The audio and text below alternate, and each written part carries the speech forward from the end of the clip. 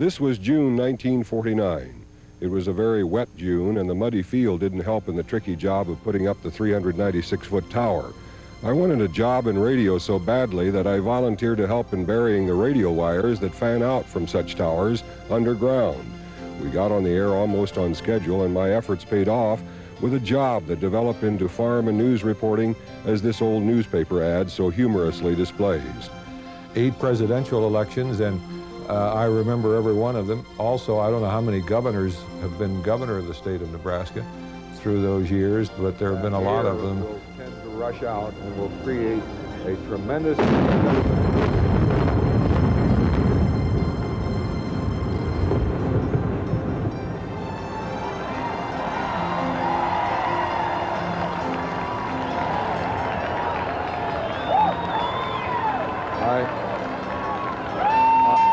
I think you would say that everything is successful at this point. The Cornhusker was imploded on a Sunday morning in February. It was a chilly morning, but it wasn't extremely cold, and we were up on a rooftop. And we found out later that we had the largest audience of any single program ever on 10/11, and I think that record still probably holds. Good evening, everyone. Good evening, everyone. Good evening, everyone. Good evening, everyone. Good evening, everyone. Good evening, everyone. Good evening, everyone. I'm Mel Mains.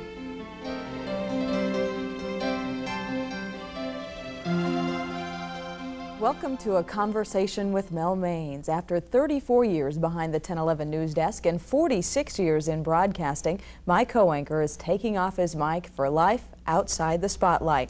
This next half hour we're going to spend reminiscing a little bit, Mel. We're going to talk about all kinds of things. And we have all kinds of things to talk about. And we probably don't have enough time, but we'll give it a shot. Let's start with the very beginning. Have you always wanted to be a broadcaster? I wanted to be either an astronomer or a radio announcer. When I was a kid, I never wanted to be a fireman or policeman, and I ended up, I took a course leading to astronomy and found out I wasn't smart enough in mathematics, so I ended up being a radio announcer, and at that time there wasn't television, and a short time after I got in radio, as we heard just a few seconds ago, shortly thereafter I was asked to be the news and farm director of the station. And of course, I gladly accepted, and that was the start. That's how I got in the news business. From there, you went to, served in the service. Yes, I went to KMA after KWBE, KMA in Shenandoah for a while, and was drafted into the Army from there. And I ended up in Kansas City. After Kansas City, now most folks probably don't know this, but I find it very fascinating. You decided that you maybe wanted to spread your wings, see a little bit what was out on the West Coast, a little stardom. You went to California and gave up broadcasting for a little bit. I did. I was working at WDAF in Kansas City and decided that I had done some film work at Calvin Film Studios in Kansas City with a director who had gone out to Hollywood and had become very successful. And I thought, he had talked to me, and he says, why don't you come out and see what happened? So I went out there, and I was out there for about 2 weeks, and the director did land me a part in a series called Troubleshooters that didn't last very long on NBC with Keenan Wynn. But I never stayed long enough to even get into the shooting schedule because I decided this was not for me. Hollywood was too much, and I came back to Kansas City and then came up to Lincoln. What made you come back to the Midwest? Just the lifestyle out there wasn't for you? You liked the Midwest values? Yes, it was unbelievable. This was as far back as in the late 50s when I went out there. And I could not believe the lifestyles of the people. I got a very good taste of it because the director was very well known. And I lived with him during those 2 weeks because I had no place to stay. And so I got to see the lifestyles of the rich and famous, and I decided that I'd rather be unrich and not so famous. Fortunately for us, you came back. Right. Now, after you came back to Kansas City, did you resume your career in broadcasting right away? I did. I went into, well, I had sort of a sidetrack. I did public relations for the Agricultural Hall of Fame for a couple of years, mostly doing fundraising for the project, which now exists at Bonner Springs, Kansas, just outside Kansas City. But I decided that I would do public relations on my own, and I did some public relations and commercials and so forth, and did a morning newscast on a radio station in a Kansas City suburb. And that's where I learned that By Krasny, who was the news director here at 1011, at that time just Channel 10, had died, and so I came up and auditioned and ended up with the job. November 1st, 1961. That was your first day on the job? I remember it well. It was a Wednesday. I went to work, and I stayed around the newsroom for a couple of days, and on Friday was my first newscast. Tell me about that first newscast. Were you nervous? I was very nervous because I hadn't really done that much television. I'd been out of it for 3 or 4 years, and I wanted to do very well because I was following a man who was very highly respected by Krasny. And I thought, can I really do this? And I was shaking so badly that the script was shaking, obviously, to the audience, and I'm sure they were sitting out there laughing because I was having an excruciating time with that first newscast. But you made it through, right. Smooth sailing. Now, television in 1961 was a whole lot different than television in 1995. You had no teleprompters, which if folks No. at home don't, that's what we read in front of the That's right. screen. We rely heavily on those. How different was it? Well, it was a lot different because we had very little video to go with it, so actually it was just radio with a camera. And so you were on camera a great deal, and you had to really have in mind pretty well what you were going to say because you couldn't look at the script all the time. You tried to do as much eye contact as you could, but it certainly wasn't like teleprompters allow us to do in the way of contact. And we couldn't talk to the back and forth to the director couldn't talk to you like we can do it today while you're on the air. So you were out there flying alone by the seat of your pants. You didn't know when the film broke, you didn't know what happened. Maybe the film was there and maybe it wasn't. You never knew. Okay. What about the group of people that you worked with? Basically, for 20 years, you worked with the same 3 gentlemen. Yes. Bob Taylor, of course, became news director after the death of By Krasny, so he was the news director and he did weather and the world news.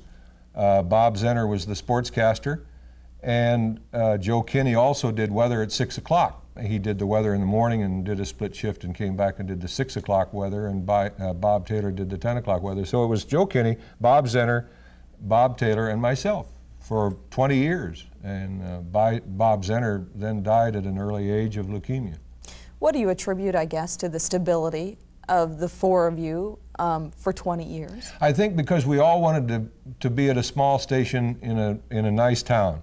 Bob Taylor, for instance, had worked at a number of stations, including Chicago, and he had gotten tired of Chicago, so he came to the Midwest. He was from North Carolina originally.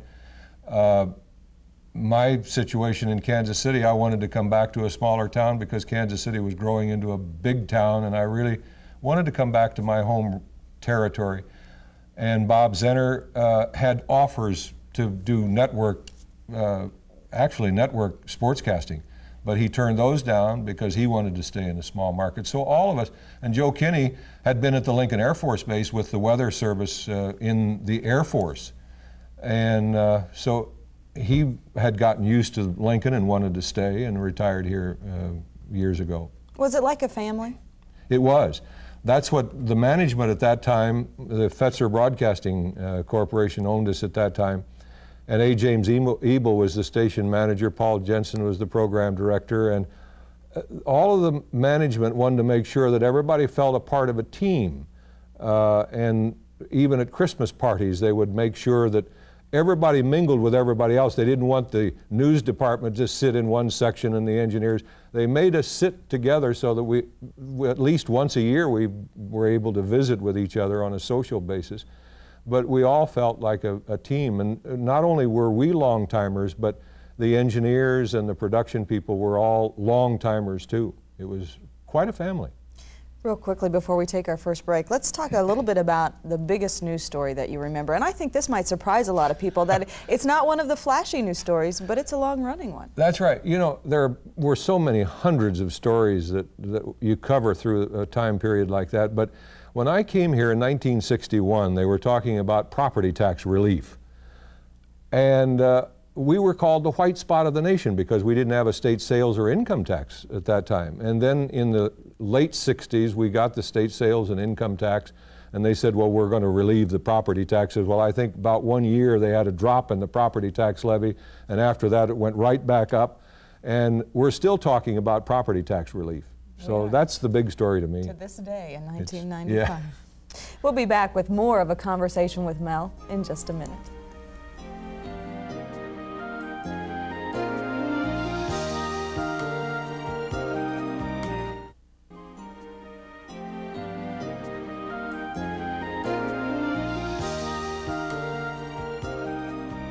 Welcome back to A Conversation with Mel Mains. We're reminiscing about 34 years here at 1011 and 46 years in the broadcasting business altogether. It's a long time. And it's a lot of long memories. Time. Let's talk a little bit about news philosophy and how it's changed over those years. Well, I think probably the biggest change, in the early days of television, it was very straightforward, copying radio actually.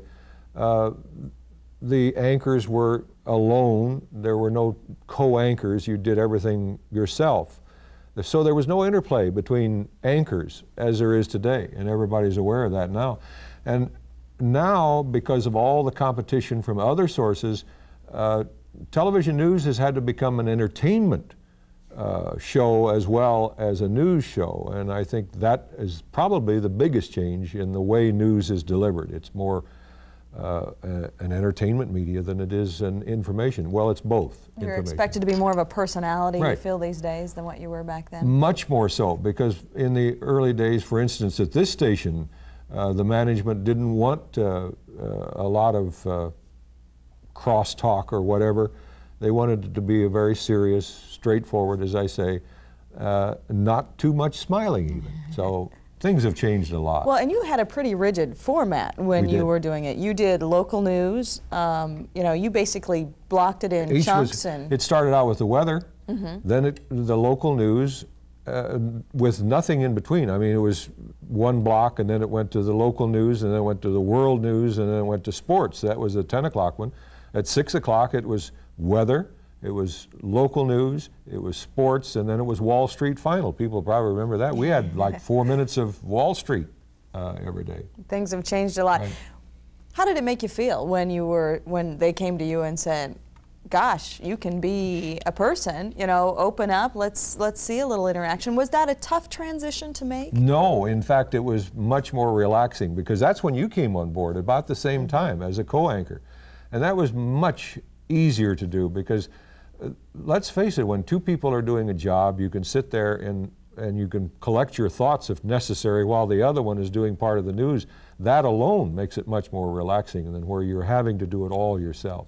You know that because you did some of that yourself. Sure, right. And I know that it's much easier having you around here than it's going to be when you leave. So tell me a little bit about what you used to do as far as a daily newscast preparation. I know that you pounded on your Royal typewriter. We've gone from your Royal typewriter to electric typewriters to computers. And that was a big change in itself, because I can remember when they put an electric typewriter in front of me, I said, no way, I can't use this. I want my Royal back of pounding on it.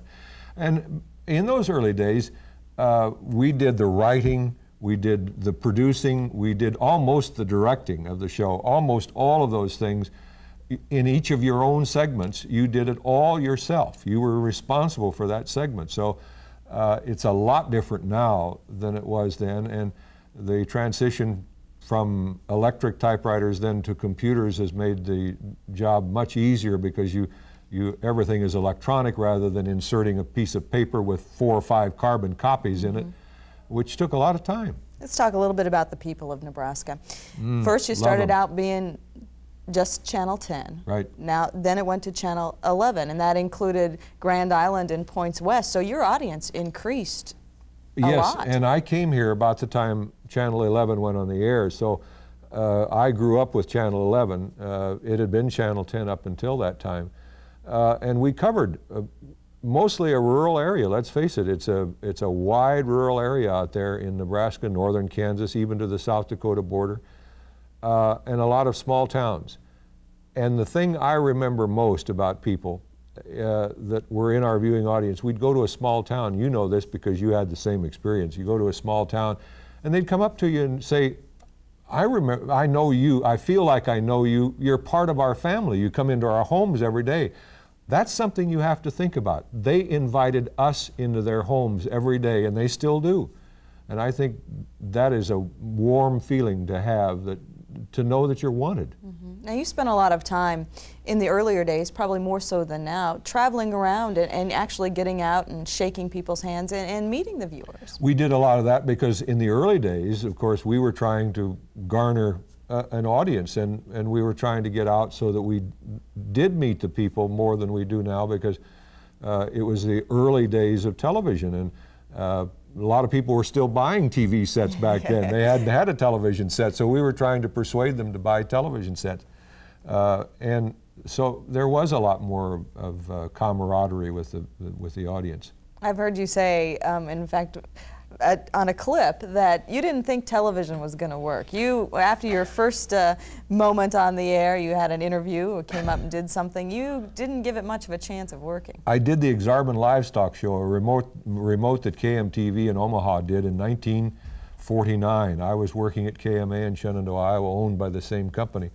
I went up there and there was so much confusion and chaos. Nobody knew what they were doing because it was such a new business.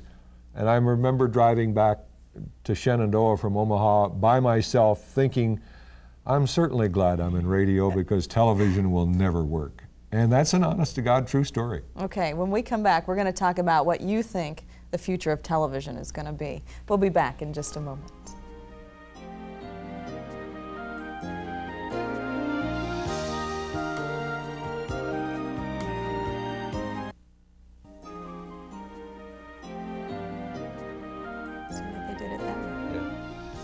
Welcome back. We're reminiscing with Mel Mains about your time in the business. We said we were going to talk about the future of television when we came back. What do you think the future of television is? Well, Deb, I want you to take this tape and put it in a time capsule and bring it out about 20 years from now and see how close I came. Okay. I foresee the time when it'll be there will be just a few super stations in the country, all put out on satellite, like WTBS, for instance, in Atlanta is now, that these will be located strategically across the country, and then the local stations like 1011 will be simply a feeder station to feed local information at specified times of the day, also on satellite, so that the time will come.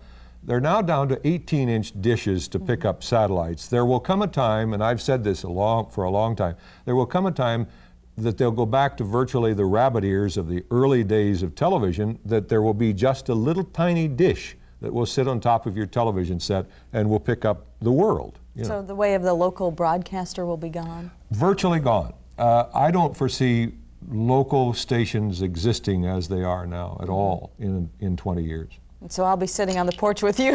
Well, you could, yeah, we'll both be rocking and spitting. Have a glass of lemonade for me, will you? Let's talk a little bit about what kept you coming back every day for 34 years.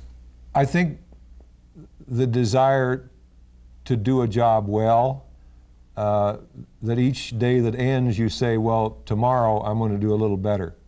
And I've always tried to have that philosophy. I've always had the philosophy that do your job that you're expected to do, and then do a little bit more. And so the same thing doing a newscast day after day. As I say, if you had a bad day, and there are some very bad days, as you well know, either on your own part or something else goes wrong technically, you go home and you say, I'm going back tomorrow and it'll be better. There are a lot of people that you have to depend on in this business, and the viewer at home sees you and I sitting out there, but they don't realize the whole support staff that we're depending on a lot of people doing their jobs for us. To depend on. Tell me a little bit about, we talked about why you kept coming back. Was there ever a time when you said, oh, it's not worth it? Yeah, there's been that time. More in recent years, because you finally get what happens in most jobs, a burnout situation, where you feel that, well, I've done all I can do, and am I really doing what I want to do? There are a lot of other things that seemed a lot more appealing, that maybe I should try something else. And I think that's the feeling that finally determined that I'm going to call it quits while I have good health and enter something else. I don't know yet. I'm looking for a job. If anybody has any ideas, I'm open. What are you going to miss the most? The people, on both sides of the camera. The audience I'll miss, and the comments the audience makes to you when you're out in public. And I'll miss the people that I work with. Deb Collins, Ken Shimmick, Vince Erickson, all the others behind the scenes that people never see. And there are a lot of those too. Okay, we'll be back to wrap up these memories in just a moment.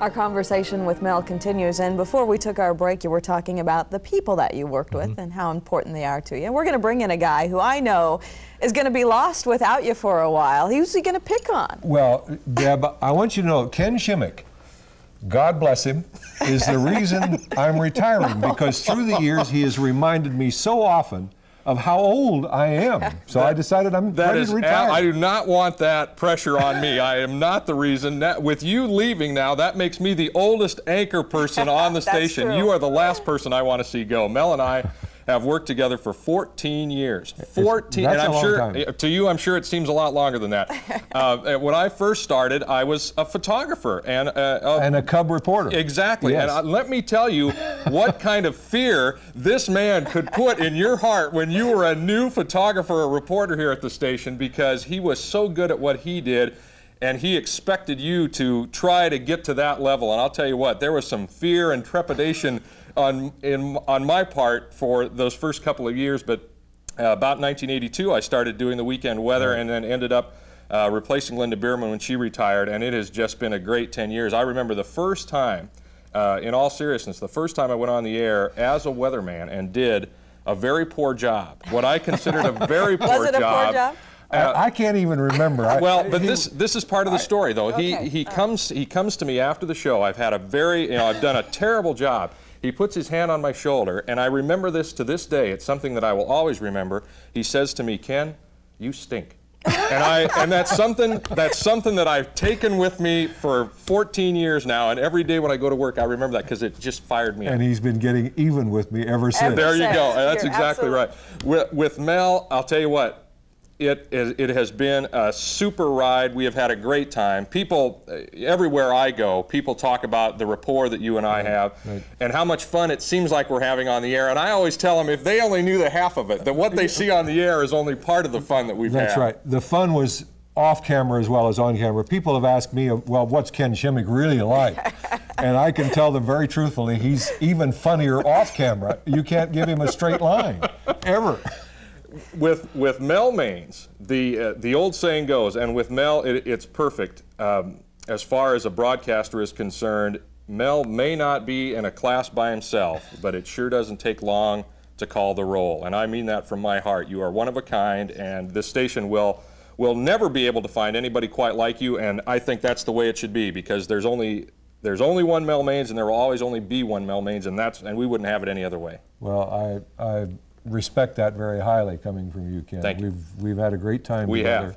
And Deb has been part of the group. I've been stuck in the middle. People just don't know. And I sort of brought you two together, yes, as it were, and now you're man and wife, and I'm very proud of that. And she'll never forgive you for that either. No problem. But it's all your fault. We're going to wrap up here. Our time is way too short. We knew it would be from the start. We have one final question that we want you to answer for us. And it's a tough question. It's not quite the Barbara Walters, if you were a tree, what kind of tree you would be. But how would you like to be remembered? As you leave 34 years here at 1011, how would you like to be remembered? Well, I won't be a tree, but maybe you can put this as an epitaph on my gravestone. I'd greatly appreciate it, because this is a true feeling. I'd like to be remembered as a true friend I could trust. And that's the way I want to be remembered. And I feel that way about you. It's been fun. We've enjoyed it. And I want to take this opportunity to thank you for all of your hard work and your friendship. Thank you. It's been 34 great years. And the people at home and I and Ken, thank you. absolutely. I'm going to miss you and the audience. Thank you for joining us for Mel's Memories.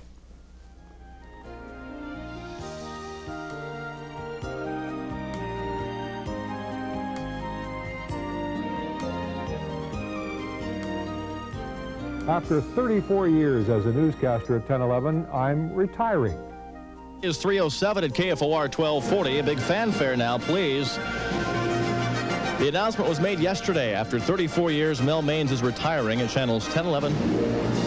And there are just tons of memories. We had many of those yesterday.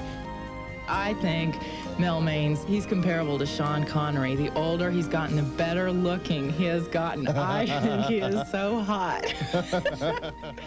It seemed to me that we should finally break the silence and make you an admiral in the Nebraska Navy. To those of you who've called, those of you who have written, those I've met in person, and most of all to those of you who have watched. I say thank you.